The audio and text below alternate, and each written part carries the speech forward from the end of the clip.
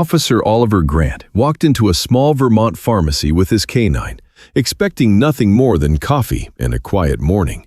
But then the dog suddenly stopped. Ahead of them, an old man stood at the counter, his hands shaking as he counted wrinkled dollar bills for his wife's medicine. He was short. The cashier asked if he wanted to put something back, but the canine wouldn't move. He stepped closer, lowered his head, and touched the old man's trembling hand. That was when Oliver noticed something deeper than poverty in the man's eyes. It was fear. What he discovered next, behind an abandoned warehouse at the edge of town, would expose a stolen home, a sick wife, and a cruel scheme targeting the elderly. Before we begin, tell us where you're watching from. And if this story touches your heart, please subscribe.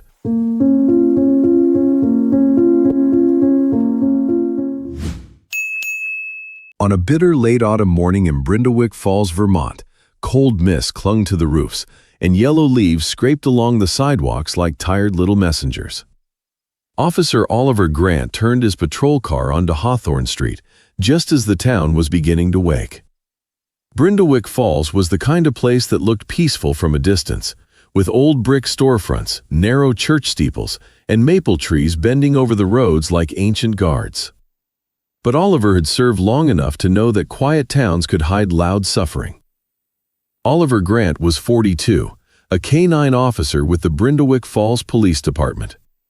He was known around town as a steady man, not the sort who wasted words or rushed into judgment. People trusted him because he listened before he acted. He had seen enough pain in his work to understand that some emergencies did not arrive with sirens. Sometimes they stood silently at a counter, counting coins with shaking hands. Beside him in the patrol car sat Ranger, a 6-year-old German Shepherd and Oliver's canine partner. Ranger was strong, alert, and disciplined, but there was a gentleness in him that often surprised people. He could track a fleeing suspect through rain and woods, yet he could also lower his head beside a frightened child as if he understood every tear. Oliver often joked that Ranger had better manners than half the people in town, and on some days he meant it. Their morning patrol had been ordinary. A stalled truck near the covered bridge, a loose dog returned to a grateful owner, and a brief stop near the school crossing.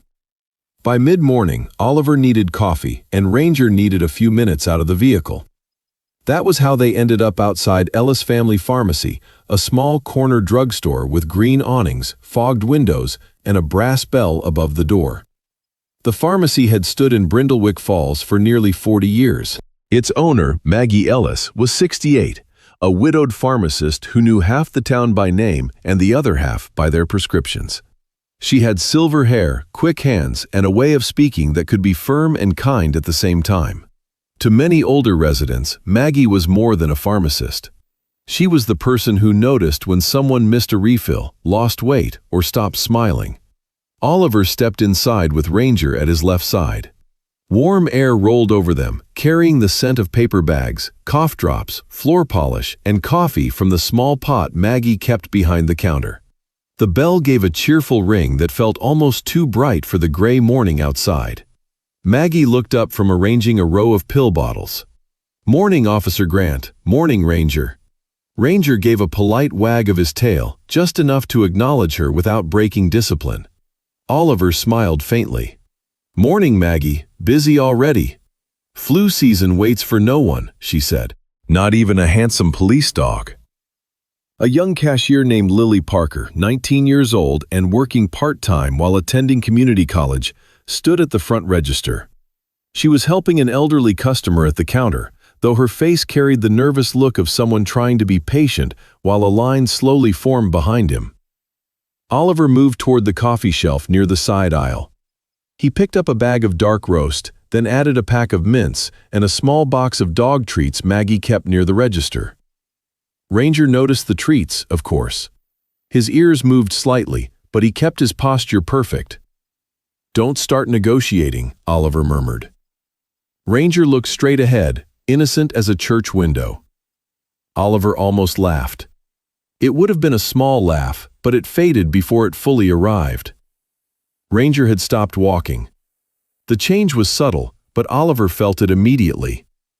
Ranger's body went still beside him, His ears lifted, his head turned toward the front counter, and his attention fixed on the elderly man standing there. Oliver followed his gaze. The man at the register was thin, with a slightly bent posture and hands that trembled as he searched through a worn brown wallet. He wore an old gray coat buttoned unevenly and a dark cap pulled low over his forehead.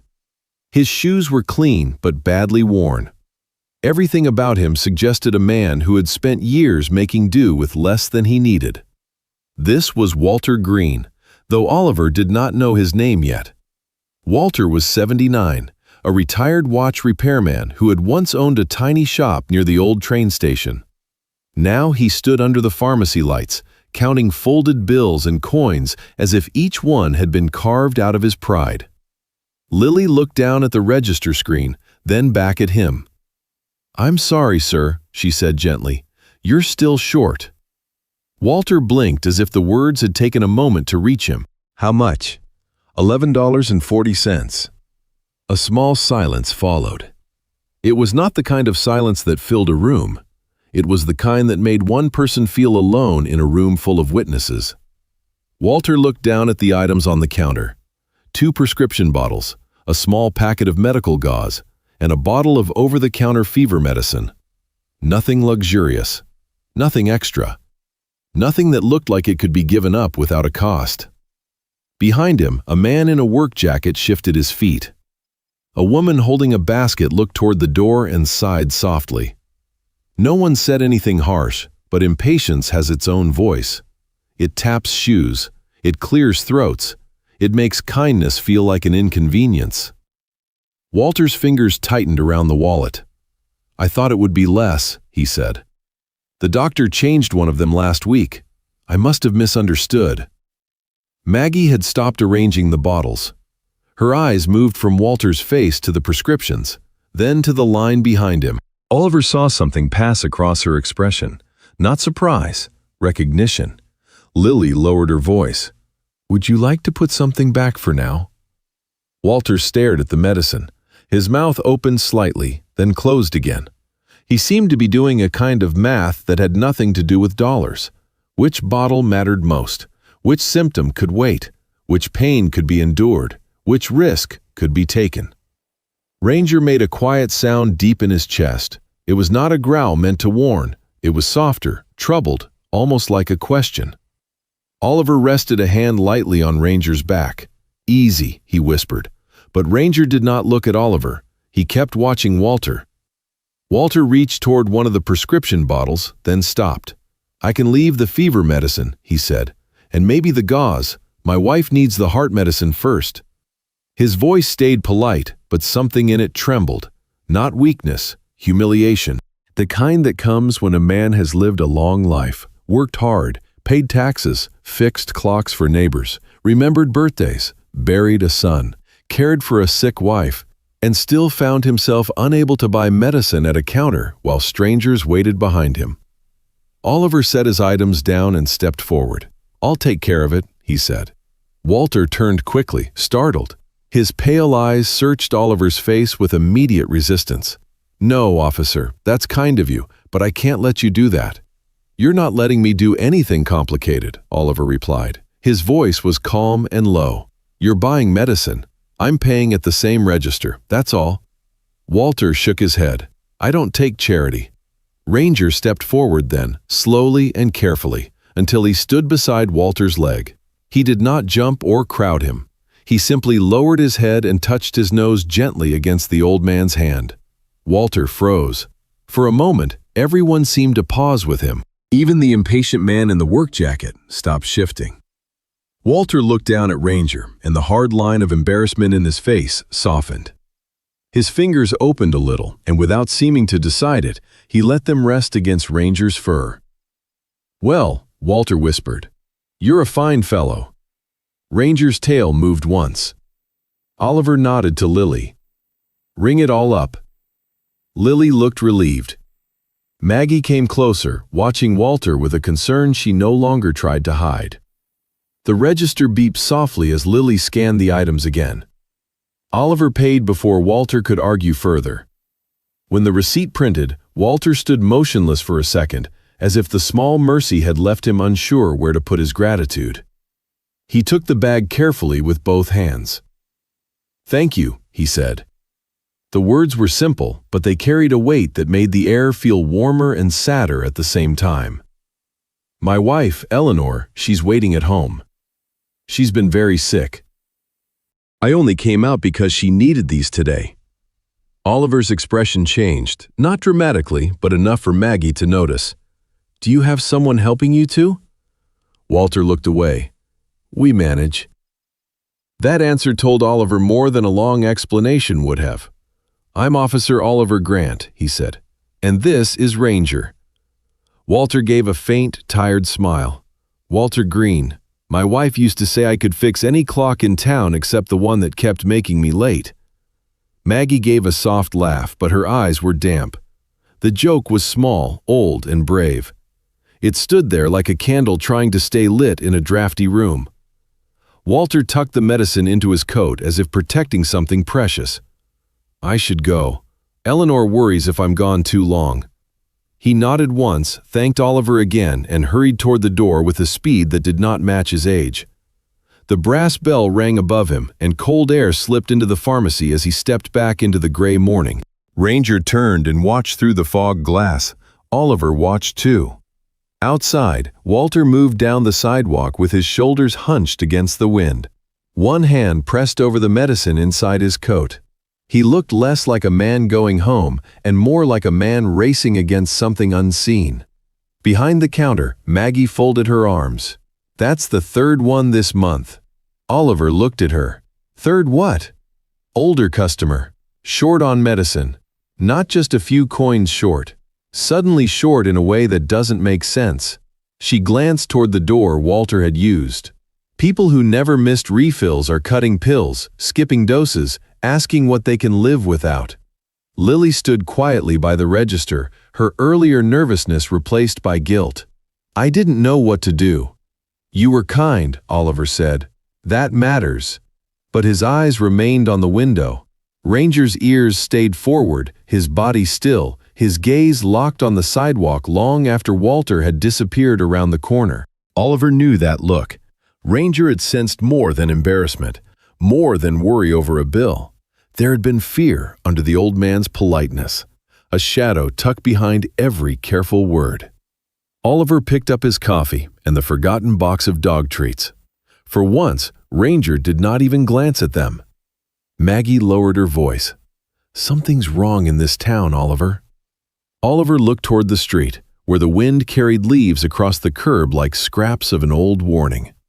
"I know," he said. And beside him, Ranger remained watching, as if somewhere beyond the pharmacy glass, the real story had only just begun. 4 days passed before Oliver saw Walter again. Autumn had settled deeper over Brindlewick Falls. The bright colors that had painted the hills only a week earlier were fading into copper, brown, and gray. A cold wind moved through town, carrying pine needles across sidewalks and shaking loose leaves from the old trees. By mid-morning, Oliver and Ranger were patrolling Whispering Pines Memorial Park, one of the quietest places in town. The park had been built decades earlier to honor local veterans. Stone paths curved beneath tall pine trees, wooden benches faced a small pond, and a long granite wall carried the engraved names of men and women who had served. On most mornings, it was a peaceful place for retirees, dog walkers, and people who needed a little silence before the day became too heavy. Oliver walked along the memorial path while Ranger stayed close beside him. The German shepherd's pace was calm, but his eyes kept moving. Oliver had learned long ago that Ranger noticed things people tried to hide. A stiff shoulder, a nervous hand, a breath held too long. To most people, those details vanished in the air. To Ranger, they spoke. Near the center of the park, Ranger suddenly slowed, his ears lifted. His head turned toward an old wooden bench facing the memorial wall. Without pulling hard or making a sound, Ranger changed direction. Oliver followed him. Walter sat alone on the bench. His shoulders were bent against the cold, and the same gray coat he had worn at the pharmacy looked even thinner beneath the pale morning sky. He was staring at the names on the granite wall, his hands folded together as if he had forgotten they were there. Before Oliver could speak, Walter noticed them. His face brightened with surprise, then tightened with effort as he stood. He reached into his coat pocket and carefully pulled out several folded dollar bills. They had clearly been carried for days. The edges were worn, the paper soft from being opened and folded again. "I was hoping I'd see you," Walter said. He held out the money. "I finally have enough to start paying you back." Oliver looked at the bills, but did not take them. "Walter." "I know it isn't everything," Walter said quickly, trying to keep his voice steady. "But it's a beginning. I can bring the rest when I have it." "You don't owe me anything."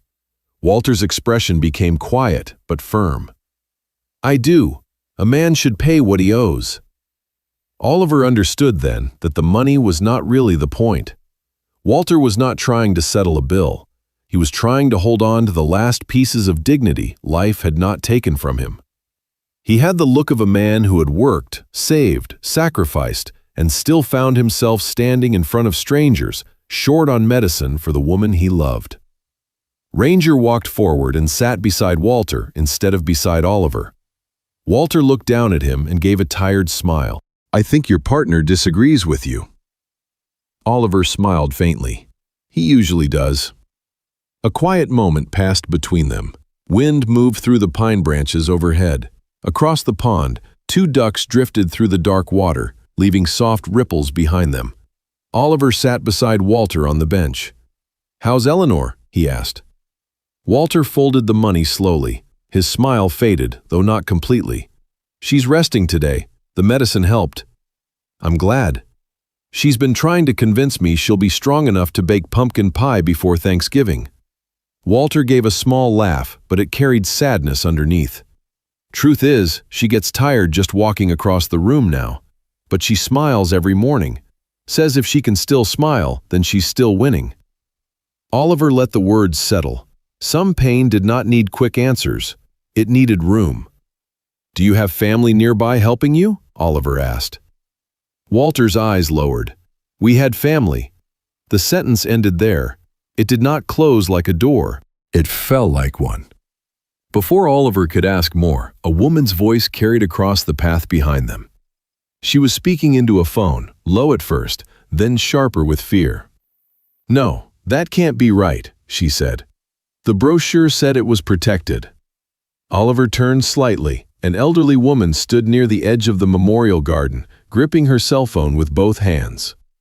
She was Helen Porter, 82 years old, a retired elementary school teacher who had taught generations of children in Brindlewick Falls. Many people in town still called her Mrs. Porter out of respect. She listened for several seconds, her face losing color. "That account was everything," she whispered. "I trusted your office."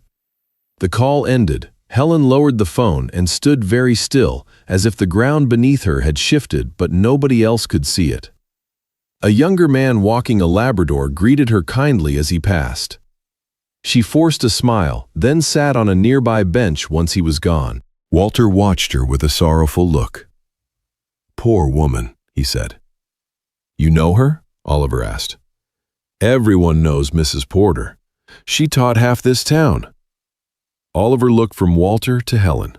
Two elderly people in the same quiet park. Two different troubles maybe, but both carried the same careful silence. Both looked like they were trying not to let the world see how much had already been taken. Ranger stood and glanced toward Helen, then back to Walter, as though he could feel sorrow pulling from both directions. Walter tucked the folded bills back into his pocket. "You really won't take it?" he asked. Oliver shook his head. "Keep it. Buy Eleanor something she can enjoy." Walter's eyes softened. "She'd tell me not to waste it." "Then buy her something small and call it medicine for the heart." Walter laughed quietly. This time the laugh was real, even if it was tired. "She used to say I had no business making jokes. Said my timing was worse than an old clock." "You were a watch repairman, weren't you?" Walter nodded. 41 years. Little shop by the train station. I fixed watches, mantel clocks, wedding clocks, even one cuckoo clock that scared Ranger's kind half to death every hour." Oliver glanced at Ranger. He would deny that. Ranger sat perfectly still, as if defending his courage. For a brief moment, Walter looked lighter. Then the cold seemed to return to him all at once. He pulled his coat tighter and looked toward the path leading out of the park. Oliver noticed. "Walter," he said gently, "would it be all right if Ranger and I came with you now, just to check on Eleanor?" Walter's face changed immediately. His fingers tightened around the edge of the bench. His eyes moved toward the path, then back to Oliver. For a moment, he looked like a man standing before a locked door, unsure whether opening it would bring help or humiliation. "Our place," he began, then stopped. Oliver waited. Walter swallowed and tried again. "It isn't really a place for visitors." "I'm not coming as a visitor," Oliver said. "I'm coming as someone who wants to make sure she's all right." Walter looked down at Ranger. The dog had moved close to his knee, calm and patient, as if he already understood the answer before Walter found the courage to speak it. A long silence passed. The wind moved through the pines above them, and somewhere beyond the trees, a church bell rang the hour. Walter finally gave a small nod. "All right," he whispered. "You can come." He reached into his wallet and removed a small folded photograph. He looked at it for only a second before Oliver saw the image of a younger Eleanor standing beside a garden full of sunflowers. Her smile was bright enough to make the gray morning seem gentler. "She keeps asking if flowers will bloom again next spring," Walter said. Oliver looked at the photograph, then at the old man. "What do you tell her?" Walter placed the photo carefully back into his wallet. "I tell her spring has surprised us before." Oliver stood. "Then let's go see her." Walter pulled his thin coat tighter around himself. "It's a bit of a walk," he said, forcing a faint smile. "And not the prettiest road in Brindlewick Falls." Oliver glanced at Ranger, then back at Walter. "We'll walk it with you." Walter nodded, and together they left the bench behind. They passed beneath the old pine trees, moving away from the memorial wall and toward the quieter streets beyond the park. Ranger stayed close to Walter's side, not pulling ahead, not falling behind, like a silent guardian escorting him toward a truth he had been too ashamed to show anyone. Behind them, Helen Porter remained alone on her bench, staring down at her phone. Oliver looked back once and carried the image with him. Walter was not the only one in Brindlewick Falls who had lost something. He was simply the first one Ranger had led him to. Walter led them out of Whispering Pines Memorial Park and into the older side of Brindlewick Falls, where the streets narrowed and the sidewalks seemed to remember better years. Oliver walked beside him, while Ranger stayed close to the old man's left side. At first, the town still looked familiar. There were small shops with painted signs, a bakery with steam on the windows, and a barber pole turning slowly in front of an empty chair. Then the streets changed. The storefronts grew darker. Some windows were boarded. A closed hardware store stood with faded sale signs still taped inside the glass, though the sale had clearly ended long ago. Walter kept his eyes ahead. Oliver did not rush him. He noticed the old man's steps were careful but determined, as if he had walked this path many times and disliked every part of it. Ranger noticed too. The dog slowed when Walter slowed, then moved forward again only when Walter found his balance. "This way," Walter said quietly. They turned past a narrow alley, crossed a small bridge over a frozen creek, and followed a road lined with leaning fences and bare trees. The wind became sharper here. It moved between old buildings and carried the smell of wet wood, rust, and cold stone. Ahead stood Blackthorn Mill Yard, a forgotten industrial corner at the edge of town. Years ago, it had been a busy place where workers loaded lumber, repaired machinery, and sent trucks out before sunrise. Now it was mostly silence. The main factory building sat empty, its brick walls dark with age. A chain-link fence sagged near the entrance, and weeds had grown through cracks in the pavement. Oliver looked at Walter. Walter did not look back. They passed the old mill office and moved toward a smaller warehouse near the creek. Its metal door was marked with rust, and one corner of the roof had dipped under years of snow and neglect. A strip of plastic had been nailed over a broken window, Beside the door, a stack of wooden pallets leaned like tired men waiting for permission to fall. Walter stopped. For a moment, he simply stood there with his hand near the door latch. Oliver felt something tighten in his chest.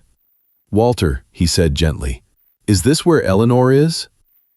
Walter swallowed. Yes. The word barely made it through the cold air. Oliver said nothing. He knew silence could be kinder than surprise. Walter pulled the door open. It groaned across the concrete floor, and a dim, chilly space opened before them. Inside, the warehouse had been turned into a shelter by hands that had tried to make hardship look orderly. Blankets hung from rope to block the wind. Cardboard covered gaps near the walls. A small camping stove sat on a crate, though it was unlit. There were 2 old chairs, a dented kettle, folded clothes in a plastic bin, and a thin mattress raised on wooden boards. On that mattress lay Eleanor. She was 76, Walter's wife, a retired elementary school teacher who had spent most of her life helping children learn to read and believe in themselves. Illness had made her small beneath the blankets, but her eyes were awake and kind. When she saw Walter enter with Oliver and Ranger, she tried to sit up. Walter hurried to her side. "No, Ellie, stay warm." Eleanor smiled anyway. "You brought company." Her voice was weak, but it still carried grace. The kind of grace some people keep even after life takes away every comfortable thing around them. Walter looked embarrassed. "Officer Grant wanted to check on you." Oliver stepped closer but kept a respectful distance. "Ma'am?" "Eleanor," she corrected softly. "If you call me ma'am in a place like this, I'll feel older than the building." Walter gave a small laugh, and Oliver saw how quickly Eleanor's humor lifted him. It was not much, but in that cold warehouse, even a small laugh felt like a match struck in darkness. Ranger moved slowly toward the mattress. He did not crowd her. He lowered his head, sniffed once, then lay down beside the wooden boards near her hand. Eleanor looked at him with wonder. "Well, aren't you a gentleman?" Ranger rested his head close enough for her fingers to touch his fur. She did. Her hand trembled, but her smile deepened. Oliver looked around the warehouse again. Every detail told him the same story. This was not temporary in the way Walter might want him to believe. This was survival, stretched day after day until it began to look like routine. "How long have you been here?" Oliver asked. Walter adjusted the blanket around Eleanor before answering. "Almost 3 months." Oliver kept his voice steady. "What happened to your house?" Walter's shoulders sank. Eleanor turned her face toward the ceiling as if the answer lived somewhere above them and still hurt to look at. Walter sat on the edge of the mattress. "We had a little place on Briar Lantern Lane. Nothing grand. 2 bedrooms, a porch, garden in the back. Eleanor grew sunflowers taller than me." "Taller than you because they had better posture," Eleanor said. Walter smiled, then the smile faded. "Our son, Michael, passed away 2 years ago," he continued. "After that, Diane came around more often." Diane Green was Walter and Eleanor's daughter-in-law, a 46-year-old woman who had handled paperwork for a financial consulting company after Michael's death. Walter spoke her name carefully, as if it still belonged to family even after what she had done. "She said we needed help managing things," Walter said. "Hospital bills, property taxes, savings. She told us there was an investment program for seniors, safe returns, she said, enough to help with Eleanor's care." Eleanor closed her eyes. "I wanted to believe her," she said. "She was Michael's wife. That used to mean something." Walter nodded. "She brought papers, said it was just authorization so she could speak to people on our behalf. She said we wouldn't have to worry anymore." Oliver felt anger rise, slow and hot, but he held it behind his teeth. "What did you sign?" Walter looked down at his hands. Too much. There it was, not the legal answer, but the human one. "Later, the bank accounts changed," Walter said. "Then the house documents. Diane said it was part of the investment structure. When I questioned her, she said I was confused, that I was forgetting things." Eleanor's voice became quieter. She looked me in the eye and said we were becoming a danger to ourselves. Walter stared at the floor. Then one morning she came with a man from some office, said the house had been transferred, said we had agreed, said we needed to leave before things became difficult. Oliver looked at the blankets, the cardboard, the medicine bag placed carefully near Eleanor's pillow. And no one helped? Walter gave a sad little smile. People don't always see what they're not invited to see. For a moment, the warehouse was quiet, except for the wind pressing against the walls. Oliver wanted to promise everything at once. He wanted to tell them the house would be theirs again by nightfall, that Diane would answer for every lie, that Eleanor would never sleep in the cold again. But promises made too quickly could become another kind of cruelty. So he chose the truth he could stand on. "I believe you," he said. Walter looked up. Eleanor opened her eyes. Oliver repeated it, slower this time. "I believe you." The words changed the room. Not enough to warm it, not enough to fix what had been broken, but enough to make Walter's breath catch. He looked away quickly, as if gratitude was harder to show than pain. Ranger shifted closer to Eleanor. She let her fingers rest on his head, and the dog stayed perfectly still, guarding her with a calm that needed no command. Across town, Maggie stood in the back room of Ella's family pharmacy with a stack of refill records spread across her desk. She had told herself she was only checking dates, only making sure her memory was not turning worry into suspicion.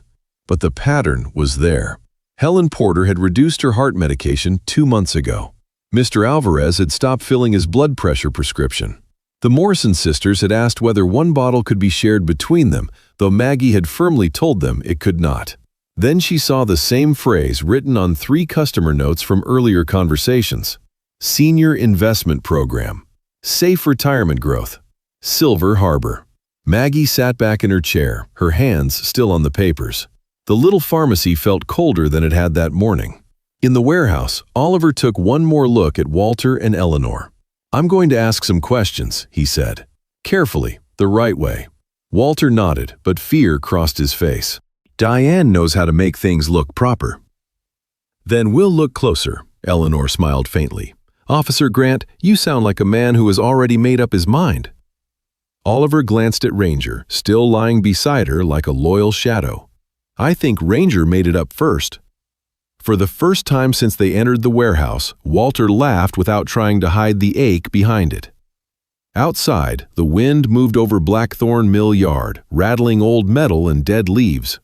Inside, an old woman rested her hand on a police dog's head. An old man stood with his shame no longer fully his own to carry, and Oliver Grant understood that this was no longer a simple act of kindness. It was the beginning of a fight. By the next morning, Oliver stood on Briar Lantern Lane with Ranger at his side, looking at the house Walter and Eleanor had once called home. It was a quiet street on the warmer side of Brindlewick Falls, where old maple trees leaned over white fences and front porches carried flower boxes now emptied by the cold. The houses here were not grand, but they had the gentle look of places loved for many years. Walter's house sat near the bend in the road, a small 2-story home with pale blue siding, a narrow porch, and a garden behind it where the last dead stalks of sunflowers still stood against the wind. Oliver could picture Eleanor there in spring, tending the soil, smiling at flowers taller than Walter.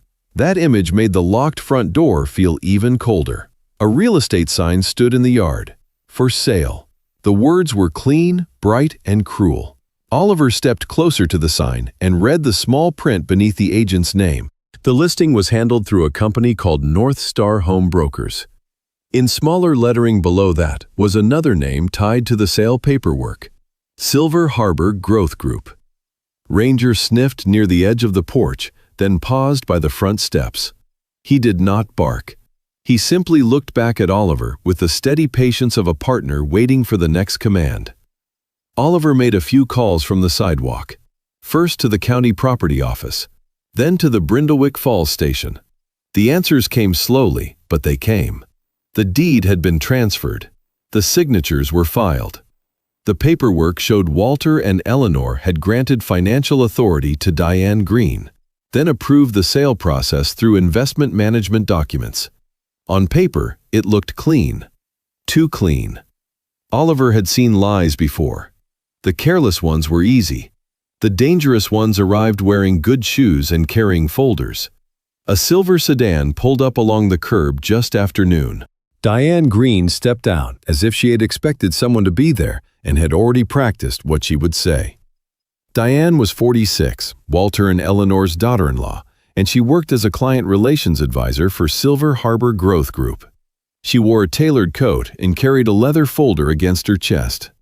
Her smile was polite, but her eyes moved quickly from Oliver's uniform to Ranger, then to the patrol car parked nearby. "Officer," she said, "is there a problem?" Oliver turned toward her. "I'm looking into a concern involving Walter and Eleanor Green." Diane's expression softened at once, almost too quickly. "Oh," she said, "I'm sorry, this must be difficult. They've been confused lately, Walter especially. He has good days and bad days." Ranger stood still beside Oliver. His ears were forward, but his body remained calm. Oliver watched Diane's face. "Where are they living now?" Diane sighed in a way that sounded rehearsed. "They chose to downsize. I tried to help them find a safer arrangement, but Walter can be stubborn. He doesn't always accept help." "They're in a warehouse at Blackthorn Mill Yard."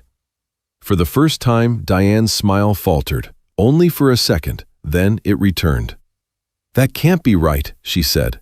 "If Walter told you that, I'm afraid he may be exaggerating. He's always been proud. Sometimes pride makes people tell stories instead of asking family for help." Oliver let the silence sit between them. Diane opened her folder and pulled out several copies of documents. She handed them over with the confidence of someone presenting a shield. "As you can see, everything was voluntary. They signed the authorization. They approved the asset restructuring. I only stepped in because my husband would have wanted me to protect them." Michael's name hung in the cold air between them. Oliver looked at the papers. There were signatures, notary stamps, dates, and formal language designed to make ordinary people feel small. Walter's name appeared in several places. Eleanor's too. "Did you explain these documents to them?" Oliver asked. "Of course." "In plain language?" Diane's smile tightened. "Officer Grant, I understand your concern, but this is a family financial matter. It may not be pleasant, but it is legal." That word came too easily. Legal. Oliver had learned that some people use that word as if it meant right. "It becomes more than a family matter," he said, "when two elderly people end up sleeping in an abandoned building while their house is listed for sale." Diane's eyes cooled. "I think you're being misled." "Then I'll keep looking." She slid the folder back against her chest. "I hope you do. You'll find everything was handled properly." She returned to her car without raising her voice, which somehow made the exchange more troubling. Diane did not behave like someone surprised by an accusation. She behaved like someone who had been waiting for one. That afternoon, Oliver contacted Detective Grace Miller. Grace was 38, a financial crimes investigator with the county task force. She had spent years working cases involving forged checks, elder exploitation, insurance fraud, and small-town scams that ruined lives quietly. She had a calm way of speaking that made people listen, and she was known for following paperwork until it stopped pretending to be harmless. Grace met Oliver at the station with a laptop, a stack of property records, and the tired focus of someone who had seen too many signatures used as weapons. "I pulled what you sent," she said, sitting across from him in a small interview room. "The deed transfer is real. The power of attorney is real in the sense that it was filed. But real filing doesn't always mean real consent." Oliver leaned forward. "What do you see?" Grace turned the laptop toward him. "The timeline is strange. Walter and Eleanor signed an authorization form. 2 weeks later, their savings were moved into a managed investment account tied to Silver Harbor. 3 weeks after that, a property equity agreement was created. Then came the transfer language. That fast? Fast enough to make me uncomfortable. She opened another file. "Here's Eleanor's signature from a medical form last year. Here's the signature on the property document." Oliver studied both. They looked similar at first, but the second one seemed steadier than it should have been. Grace tapped the screen. "Her health was already declining, according to the pharmacy notes you mentioned. A very sick woman usually doesn't produce a perfect signature on a complex property agreement. Oliver thought of Eleanor's trembling hand resting on Ranger's head. "Can we stop the sale?" "Maybe slow it," Grace said. "Stopping it requires proof. Coercion, fraud, forgery, capacity issues, something solid." Diane says they were confused. Grace gave a humorless smile. "Of course she does. If she can make them look unreliable, she can make their complaints look like memory problems." Oliver's jaw tightened. Before he could answer, Maggie called. Her voice was lower than usual. "Oliver, Helen Porter is here." He sat straighter. "Is she all right?" "She's shaken. She says she signed something with Silver Harbor. Same promises. Protected investment, safe returns, help managing retirement money. She lost nearly everything." Oliver looked at Grace. Grace's face changed. Not surprise, recognition. Maggie continued. "She didn't want to report it. She said she felt foolish. I told her foolish people don't teach children for 40 years. Trusting the wrong person doesn't make her foolish." Oliver closed his eyes for a second. Maggie had a way of saying the thing people most needed to hear. "Keep her there if she's willing," he said. "Detective Miller and I are coming." At the pharmacy, Helen sat in the small back room with a cup of tea untouched in front of her. Her hands were clasped tightly in her lap. When Oliver entered with Grace and Ranger, she looked ashamed before anyone had asked a question. Grace introduced herself gently. Helen nodded, then spoke in a voice that had taught classrooms but now struggled to cross a small table. "They invited me to a luncheon," she said, "at the community hall. There were sandwiches, coffee, little cakes. They spoke about protecting seniors from inflation. They said our money should keep working, even when we couldn't." Grace listened without interrupting. Helen looked down. "I signed because they sounded so certain. Then the statements changed. Then the calls stopped. This morning they told me there was nothing left to withdraw." Ranger approached slowly and rested his head near Helen's knee. Her hand moved to his fur, and her face folded with quiet grief. "I was too embarrassed to tell anyone," she whispered. Oliver looked at Grace, then at Maggie, then back toward the front of the pharmacy where customers came and went, unaware that something hidden in their town had begun to show its shape. Walter's house was not an isolated tragedy. It was a door, and behind it waited a hallway full of other stolen lives. By evening, Oliver returned to Briar Lantern Lane. The house sat dark beneath the maples. The for sale sign rocked slightly in the wind, cheerful and shameless. Ranger stood beside him, watching the porch. Oliver understood now that anger alone would not be enough. Diane had paperwork, rehearsed explanations, and a company name polished clean enough to fool anyone who did not look closely. If he wanted Walter and Eleanor back in that house, he would need more than suspicion. He would need proof strong enough to drag the truth into daylight. He placed one hand lightly on Ranger's head. "We look closer," he said. Ranger did not move, neither did Oliver.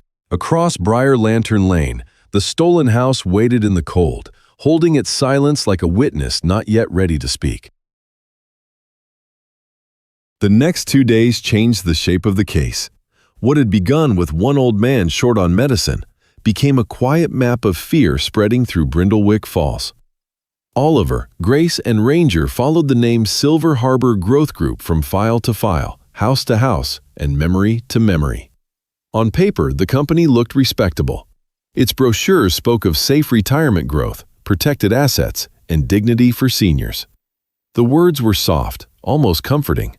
But behind those words, Oliver began to see the same pattern again and again. A friendly luncheon, a promise of security, a stack of documents, then missing savings, changed accounts, and silence. Their first visit that morning was to Mr. Samuel Alvarez, 74, a retired bus mechanic who lived alone in a small apartment above the old laundromat. Samuel had once owned a modest house near the river, but after attending a Silver Harbor seminar, he had moved his savings into what they called a managed senior account. Now the house was gone. The account was empty, and Samuel kept his blood pressure pills in a kitchen drawer, spacing them out because he could no longer afford refills on time. When Grace asked if he had reported it, Samuel looked toward the window and shook his head. "They said I signed everything," he said.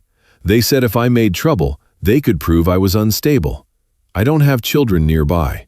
I didn't want to end up in some facility because a lawyer decided I was too old to know my own mind." Ranger walked to him slowly and sat by his chair.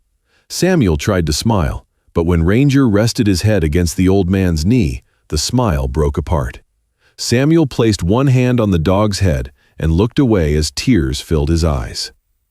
"I fixed city buses for 37 years, he whispered. "Never missed a shift unless I was sick. Now I'm afraid to open my own mail." Oliver wrote that down, but the pen felt heavier than it should have.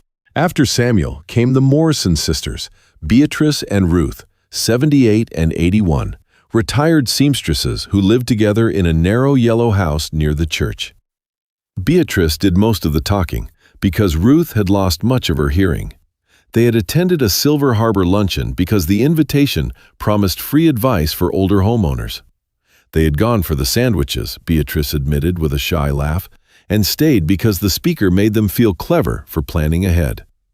Within months, a home equity agreement appeared in their paperwork. Their savings were frozen, and a man from the company began calling every Friday. "He said we misunderstood," Beatrice told Grace. "Then he said if we tried to cancel, we'd owe penalties larger than the house was worth." Ruth sat silently beside her sister, twisting a handkerchief in her lap. When Ranger came near, she reached for him with trembling fingers. He lowered himself so she could touch his shoulder without standing. Her face changed then, not into happiness, but into relief. Some people did not need a speech. They needed one living creature to come close without demanding an explanation. By late afternoon, Maggie had made her decision. She taped a handwritten note on the pharmacy door, closing early for community care. Then she turned the back room of Ellis Family Pharmacy into a place where frightened people could sit without feeling like suspects. She set out tea, folding chairs, tissues, and a plate of oatmeal cookies from the bakery down the street. It was a humble little room with shelves of medical supplies on one side and a humming refrigerator on the other. But to those who came, it felt safer than the police station. Maggie moved between them with steady kindness. She did not rush anyone. She did not ask questions like an investigator. She asked whether they wanted sugar in their tea, whether they needed a ride home, whether they had eaten.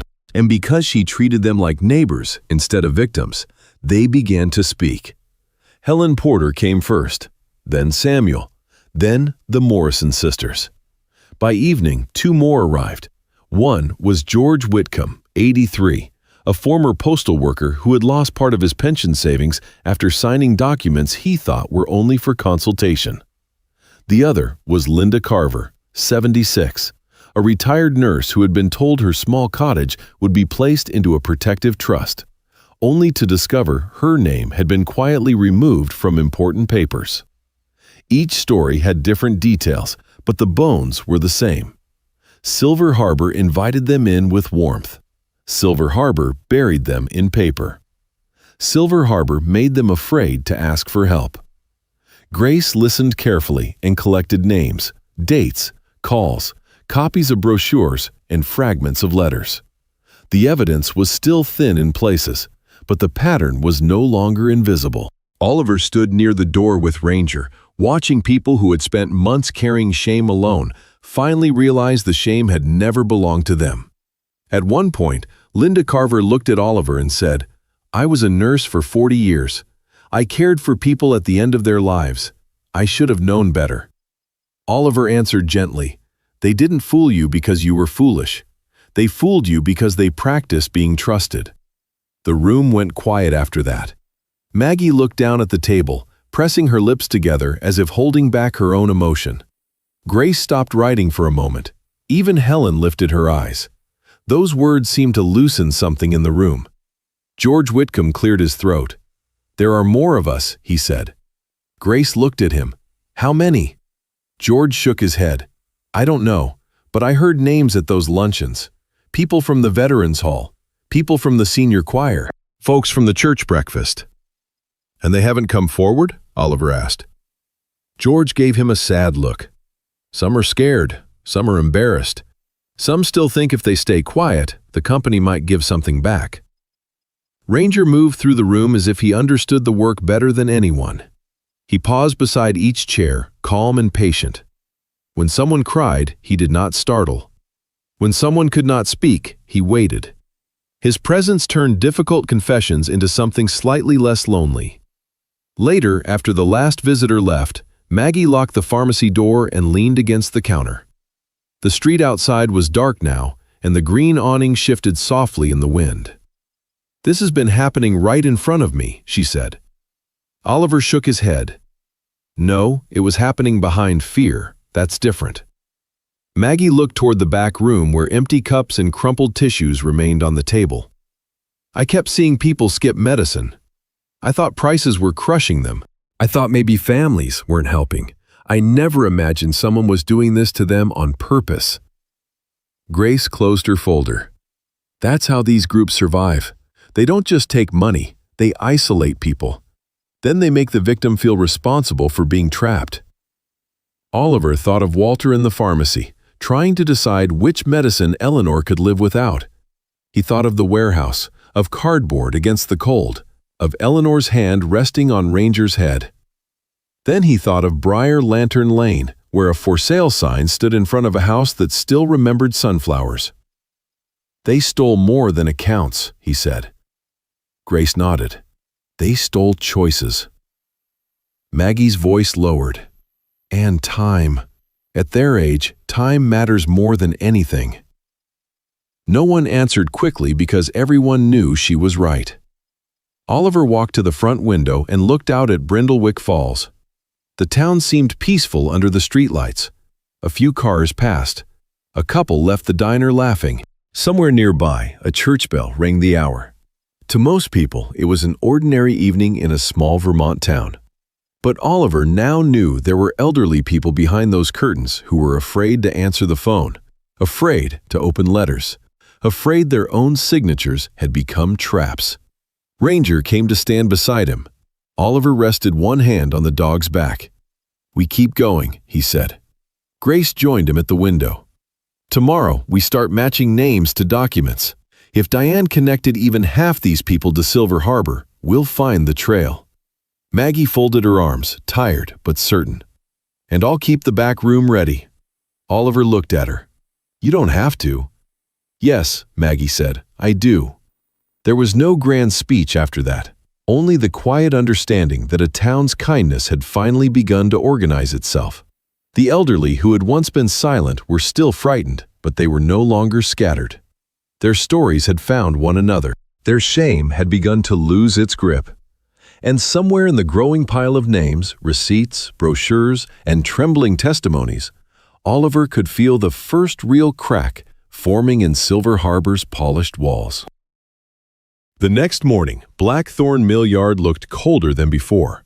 A thin mist hung over the frozen creek, and the old warehouse walls seemed to lean inward under the weight of another gray day. Oliver arrived with Ranger just after sunrise. Grace came a few minutes later with a folder under one arm and a quiet urgency in her step. They had names now. They had stories. They had fear spoken aloud in Maggie's back room.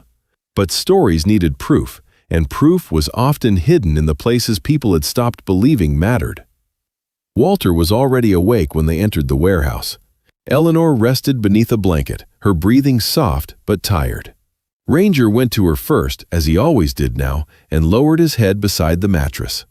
Eleanor smiled and touched his ear with gentle fingers.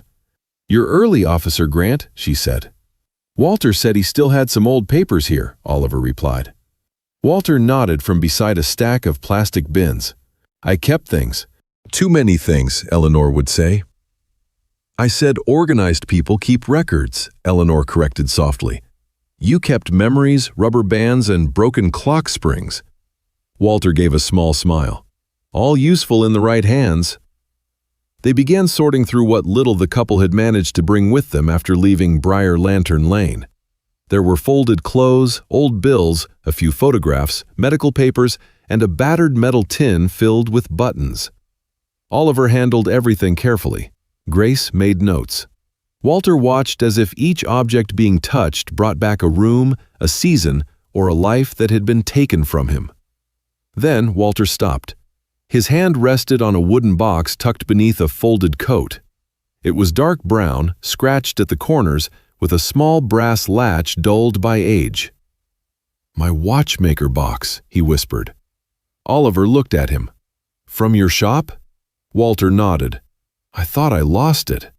He lifted the box with both hands, slowly, like something sacred.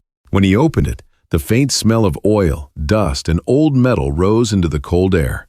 Inside were tiny screwdrivers, tweezers, glass lenses, gears, watch hands, and small envelopes labeled in Walter's careful handwriting. Beneath a tray of tools sat a thin notebook with a blue cover. Walter stared at it for several seconds. Eleanor's voice softened. "Walter?" "I wrote things down," he said. Grace stepped closer. "What kind of things?" Walter opened the notebook. The pages were filled with dates, names, phone numbers, and short notes written in a neat but shaky hand. He had recorded the first day Diane took them to a Silver Harbor luncheon. He had written down the amount moved from their savings account. He had written the name of the man who explained the investment papers. He had written the day Diane told him he was becoming forgetful. He had even written one sentence in quotation marks. "If you make this difficult, people will start asking whether you and Eleanor can live alone safely." Grace read the line twice. Oliver felt his jaw tighten. Walter looked ashamed, though he had no reason to be. "I didn't know what else to do. I knew something was wrong, but every time I asked a question, Diane told me I was confused. So I wrote it down, not because I thought anyone would believe me." He glanced toward Eleanor. "I wrote it because if Eleanor got worse, I didn't want the truth to disappear with me." Eleanor closed her eyes for a moment, and when she opened them again, they were wet. "You carried that alone," she said. Walter shook his head. "I didn't want to worry you more." Grace held out her hand, careful and respectful. "Walter, this notebook matters. It shows a pattern, it shows dates, it shows pressure." "Is it enough?" Walter asked. "It helps," Grace said. "A lot." Ranger, who had been lying near Eleanor, suddenly lifted his head. His ears turned toward the back corner of the warehouse. Oliver noticed immediately. "What is it, boy?" Ranger stood and walked toward a section of wall where old boards had been laid over gaps in the floor. He sniffed along one board, paused, then pawed gently at the edge. Not frantic, not playful, deliberate. Walter frowned. "There's nothing back there but drafts and mice." Oliver moved closer and knelt beside Ranger. One of the boards was loose. He lifted it carefully and found a narrow space beneath, packed with dust and scraps of old insulation. Ranger lowered his nose toward the opening, then looked back at him. Grace handed Oliver a flashlight. Inside the gap was an envelope. It was yellowed, bent at one corner, and sealed with old tape. Oliver pulled it out and gave it to Walter first. Walter's hands trembled as he opened it. Inside were copies of property papers from Briar Lantern Lane. Some pages were old records Walter recognized. Others were newer, printed from Silver Harbor's office. Grace took them one by one and studied the signatures. Then she stopped. "This page," she said. Oliver moved beside her. Grace placed two documents side by side. One carried Eleanor's signature from an older school retirement form. The other showed Eleanor's signature on a property approval document connected to the house transfer. At first glance, the names looked alike. Then Oliver saw it. The second signature was too smooth, too strong, too controlled. Grace looked at Eleanor. "Did you sign this?" Eleanor raised herself slightly, her face pale but focused. Walter helped support her shoulder. Grace brought the paper closer. Eleanor studied it for a long moment. "No," she said quietly. Walter turned to her. Eleanor's voice grew firmer.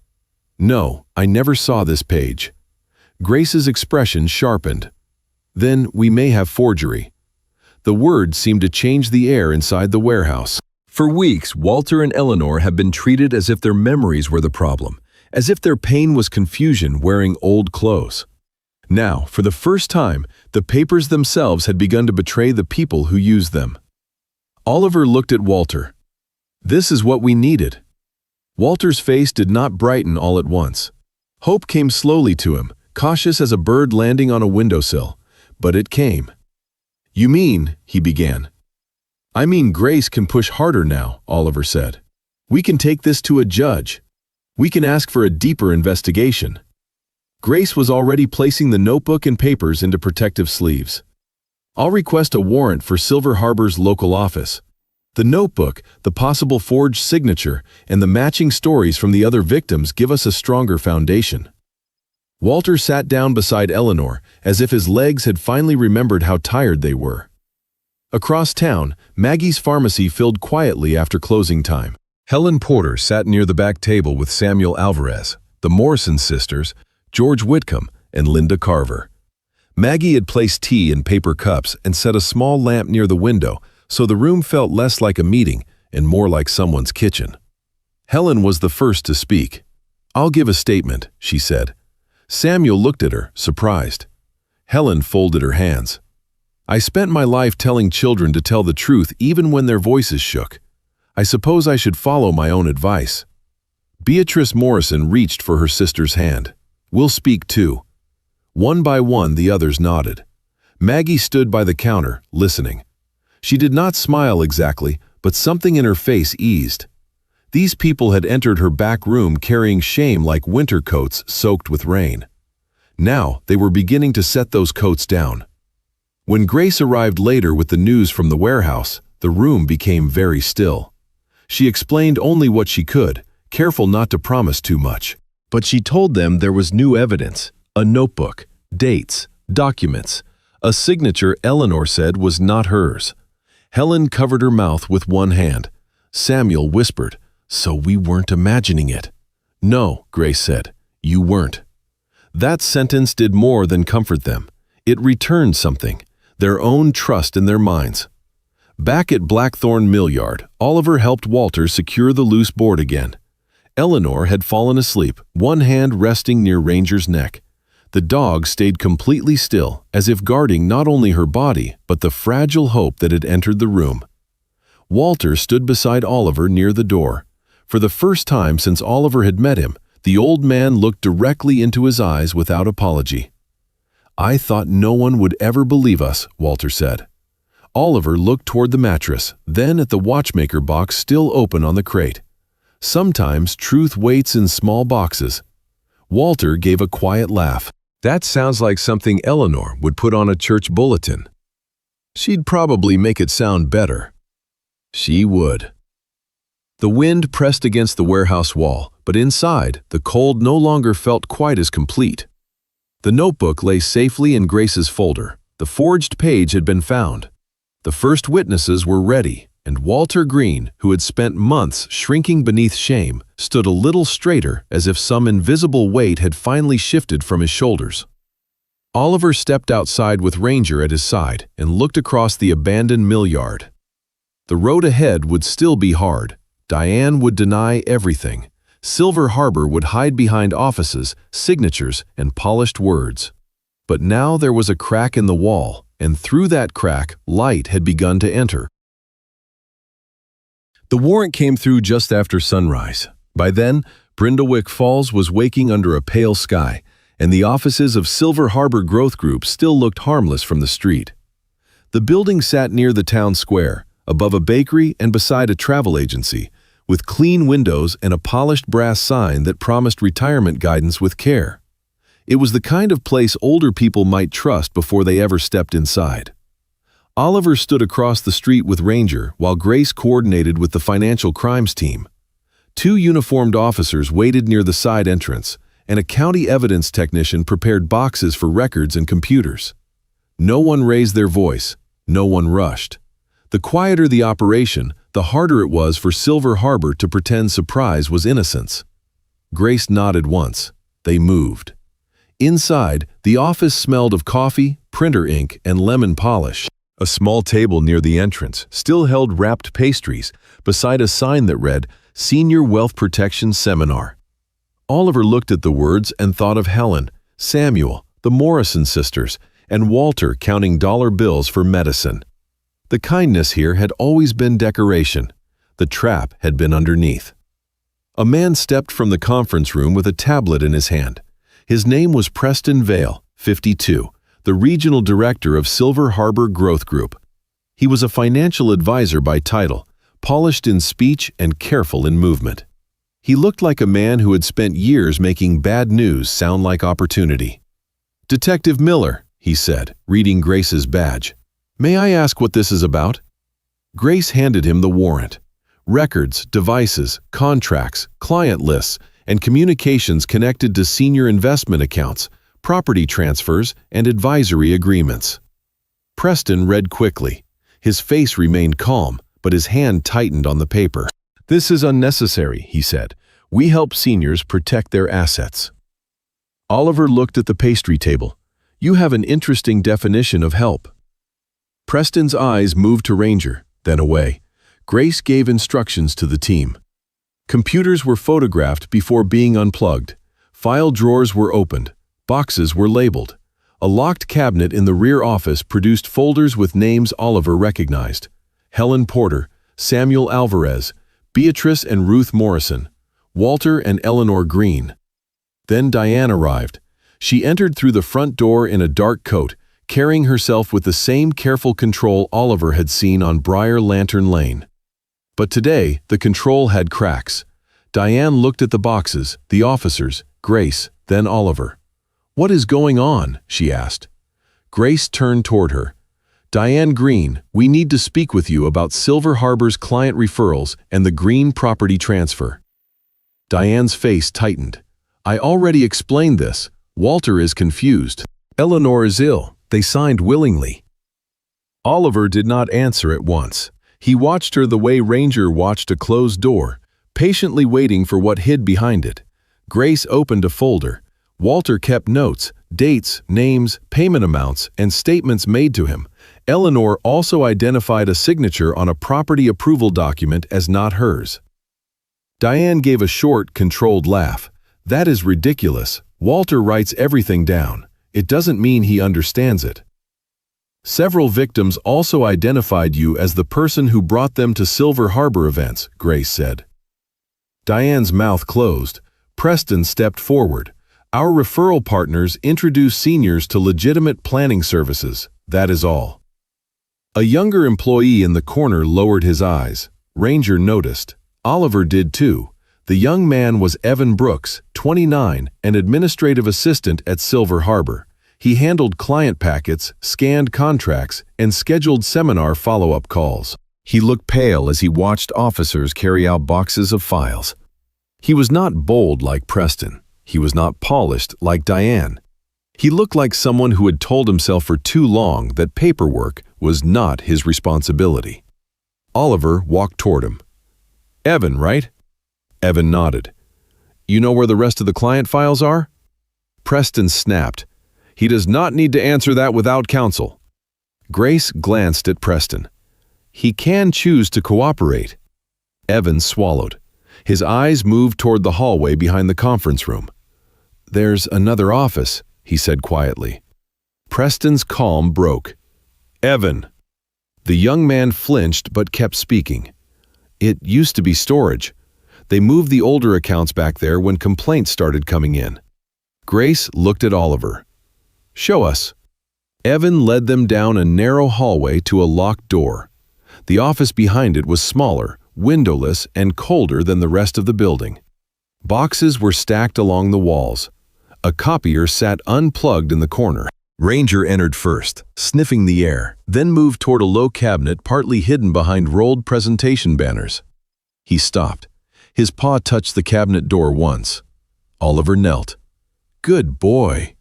The cabinet was locked. The evidence technician opened it with a small tool. Inside was a compact metal safe, bolted through the bottom shelf. Preston began protesting again, but his voice had lost its smoothness. Grace checked the warrant, then gave the order. The safe was opened. Inside were client lists, property agreements, signed blank forms, copies of identification cards, and handwritten referral sheets. Diane's name appeared again and again beside elderly clients. Some notes were cold enough to make Oliver's hands curl. Widow, no children nearby, medical bills, veteran benefits, home equity available, likely to comply if family pressure used. Grace read one line silently, then closed the folder for a moment. When she opened her eyes, her voice was low. This is organized targeting. Oliver looked at Diane. She shook her head. I didn't write those. But you brought them in, Grace said. I introduced people to services. You introduced sick, lonely, frightened people to a machine built to take what they had left. Diane's face hardened. They signed. Grace lifted Eleanor's disputed document. And when they didn't? No one spoke. By afternoon, the operation widened. Accounts connected to Silver Harbor were frozen. Digital records were seized. Preston was taken into custody for questioning. Diane was escorted out after Grace informed her that investigators had evidence tying her to referrals, property transfers, and suspected forged documents. She tried one last time to keep her voice steady. Walter will change his story, she said. He always gets confused. Oliver stepped closer, not angry in his tone, only certain. No, he finally got believed. That was the moment Diane looked afraid, not of Oliver, of the truth no longer needing her permission to exist. That evening, Maggie stood outside Ellis Family Pharmacy as local reporters gathered beneath the green awning. She had not wanted attention. She had wanted her neighbors safe. But Grace had asked if she would speak, because many victims still needed to hear from someone they already trusted. Maggie faced the small crowd. She held a folded paper in her hand, but when she began, she did not read from it. My name is Maggie Ellis, she said. I run this pharmacy. Over the past weeks, I have seen too many older people skip medicine, cut pills, and carry shame that never belonged to them. Cameras pointed toward her. She kept going. If you were promised safe investments and lost your savings, if you signed papers you did not understand, if someone made you afraid to ask for help, please come forward. You are not foolish. You are not alone. Shame does not belong to the person who was deceived. Shame belongs to those who use trust as a weapon. Inside the pharmacy, Helen held Ruth Morrison's hand. Samuel stood near George. Linda wiped her eyes. None of them looked healed yet, but they looked less hidden. At Blackthorn Mill Yard, Oliver brought the news to Walter and Eleanor. Ranger went straight to Eleanor's side, and she rested her hand on his head as Oliver explained what had been found. He did not make promises about how fast the courts would move. He did not pretend the damage could vanish overnight. But he told them the accounts were frozen, the records were seized, and Diane could no longer hide behind smooth words. Walter listened without speaking. When Oliver finished, the old man lowered his head. For a moment, Oliver thought he was crying. Then Walter reached for Eleanor's hand. She always told me clocks tell the truth eventually, he said, even the ones that stop. Eleanor smiled weakly. I said people tell the truth eventually. You only heard the clock part. Walter laughed then, and the sound was small but alive. Outside, Brindlewick Falls carried on beneath the evening cold. But something had changed. The polished walls of Silver Harbor had cracked open. Names once trapped in hidden files were now evidence.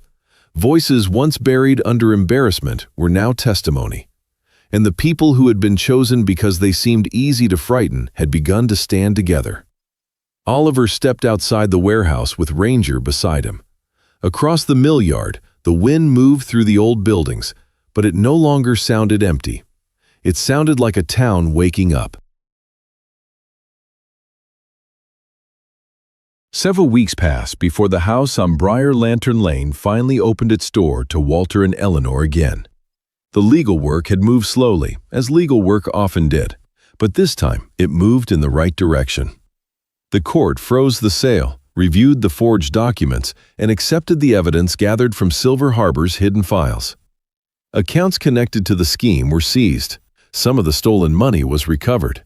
Preston and the others involved faced charges, and Diane, who had once spoken as if paperwork could wash away cruelty, now had to answer for the part she had played. For Walter and Eleanor, justice did not arrive like thunder. It arrived as a signed order, a phone call from Grace, and Oliver standing at the warehouse door with news he had wanted to give from the beginning. "You're going home," he said. Walter did not speak at first. He only looked at Eleanor, as if asking whether his heart had heard correctly. Eleanor closed her eyes, and her hand moved to Ranger's head. The old dog leaned into her touch, steady as a promise. "Well," she whispered, "I suppose the sunflowers will want their garden back." The move from Blackthorn Mill Yard was small in size, but enormous in meaning. There were only a few boxes, folded blankets, old clothes, Walter's watchmaker box, Eleanor's photographs, and the medicine Oliver had once paid for without knowing where it would lead. Maggie came with her car. Grace brought 2 officers to help carry what needed carrying. Helen Porter arrived with a basket of muffins, though she was told 3 times she did not have to bring anything. "I taught children for 40 years, Helen said. "I know when people need muffins." No one argued after that. Eleanor was taken first to a clinic outside town, where a local assistance fund and a victim support program helped arrange proper care. She was still weak, but warm rooms, steady medicine, and regular meals did what cold warehouses never could. Day by day, color returned to her face. She could sit up longer. She could laugh without coughing afterward. Walter visited her every day, always wearing his best sweater, always pretending not to be tired, and always carrying some little thing from home. A photograph, a teacup, a seed packet, a repaired clock that did not need repairing at all. Other victims began seeing pieces of their lives return too. Not everything came back, and not every wound could be repaid with money. But frozen accounts were reviewed. Property transfers were challenged. Families were contacted. For the first time in months, many of them opened their mail without shaking hands. That alone felt like a kind of victory. When Eleanor was strong enough to stand with help, Walter insisted on holding a small thank you gathering in their yard. Not a formal event. Not a ceremony with speeches and microphones. Just neighbors, chairs, coffee, pie, and the people who had helped carry the truth into daylight. By late afternoon, Briar Lantern Lane glowed under a soft golden sky. The old maple tree in Walter and Eleanor's yard had lost most of its leaves, but a few bright ones still clung to the branches as if refusing to let autumn end too soon. Folding chairs stood across the grass. A table near the porch held apple pie, pumpkin bread, paper cups of coffee, and a small vase of late-season flowers Maggie had brought from the pharmacy window. Walter had placed tiny American flags along the walkway, not for decoration alone, but because many of the people arriving had served, taught, healed, built, delivered, repaired, and cared for the town long before anyone thought to call them vulnerable. Oliver arrived with Ranger just as the first guests were settling in. Ranger was greeted like a mayor, a general, and a beloved grandson all at once. Samuel Alvarez patted his shoulder and told him he was the finest officer in Vermont. Ruth Morrison slipped him a biscuit when she thought no one was looking. Beatrice immediately told her that police dogs had rules. Ranger accepted the biscuit with such dignity that Oliver decided not to mention it. Grace stood near the porch with Maggie, both of them looking tired in the way people look after doing something worth the exhaustion. Helen sat with Linda Carver and George Whitcomb, speaking quietly but without the old shame in her posture. Their stories were not finished, but they were no longer hidden. Then the front door opened. Walter stepped out first, moving slowly but standing straighter than Oliver had ever seen him. Beside him was Eleanor, one hand resting on his arm. She wore a soft blue sweater and a scarf around her shoulders. She was still frail, still careful with each breath, but she was home.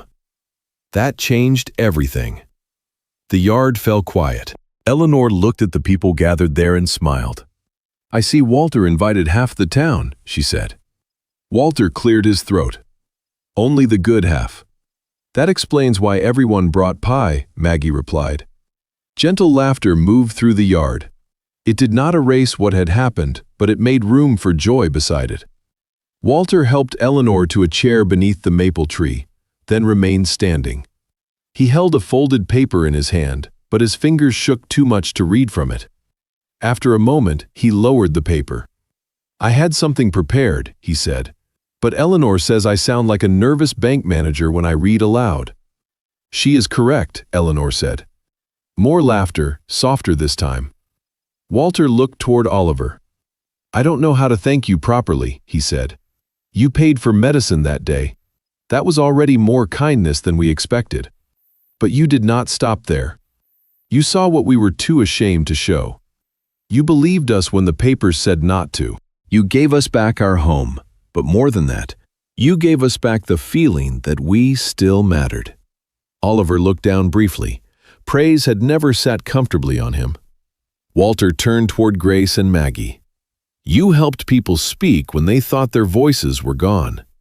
Then he looked at the others seated in the yard. "And all of you reminded us that shame grows best in silence." Once we started talking, it began to lose its power. Eleanor reached for Walter's hand.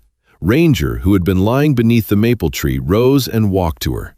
He lowered his head into her lap with the seriousness of a knight presenting his shield to a queen. Eleanor placed both hands on his fur.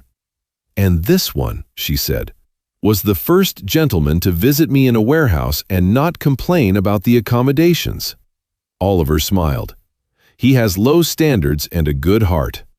Ranger wagged his tail once, accepting the compliment. As the sun lowered behind the rooftops, people ate pie, shared coffee, and spoke with the ease of those who had survived something together. Helen told Maggie she had filed her full statement.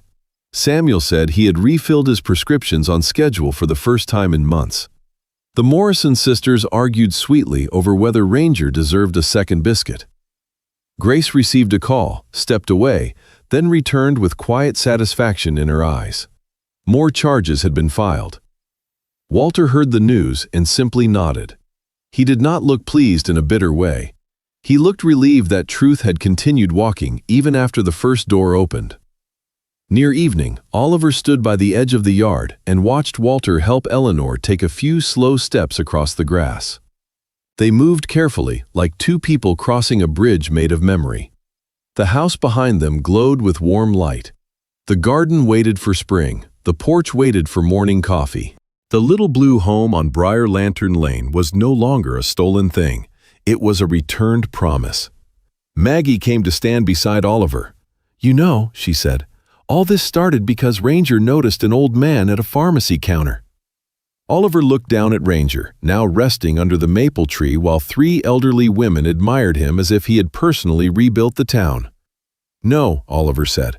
"It started because Walter was brave enough to keep loving his wife when everything else was taken." Maggie smiled. "That too."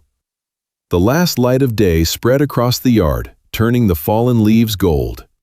Oliver watched Walter and Eleanor pause near the sunflower bed. Eleanor bent slightly, touched the soil, and said something that made Walter laugh. The sound carried softly through the evening. Oliver understood then that justice was not always loud. Sometimes it began without a siren, without a chase, without a grand command. Sometimes it began when a dog stopped walking, when an officer paid attention, when an old man's trembling hand was treated with respect instead of impatience. And sometimes, if enough people chose not to look away, justice found its way back to a little house, an old garden, and two people who had almost been forgotten. As this story comes to an end, perhaps its greatest lesson has very little to do with money, courtrooms, or stolen houses. It reminds us that growing older should never mean becoming invisible. Every elderly person deserves to be heard, respected, and protected. A lifetime of hard work, sacrifice, and love should never become an opportunity for someone else's greed. Sometimes evil does not arrive wearing a frightening face. It comes with warm smiles, polite words, free coffee, and promises that sound too good to question. That is why kindness must always walk hand in hand with wisdom. But this story also reminds us of something just as powerful. One small act of compassion can change far more lives than we ever imagine. Oliver did not know that paying for one elderly man's medicine would uncover an entire criminal network. Ranger did not speak a single word, Yet by simply noticing another person's pain, he helped restore homes, hope, and dignity to people who believed they had been forgotten. Perhaps the world does not change only through extraordinary heroes. Sometimes it changes because one person chooses to stop, to notice, to listen, and to care when everyone else keeps walking. If this story touched your heart, take a moment to think about the elderly people in your own life. A phone call, a visit, a kind conversation, or simply listening may mean more to them than you realize. Now we'd love to hear from you. What do you think about Walter and Eleanor's journey? What moment touched your heart the most? Have you ever witnessed an act of kindness that changed someone's life? Please share your thoughts in the comments below. Your story may encourage someone else who needs hope today.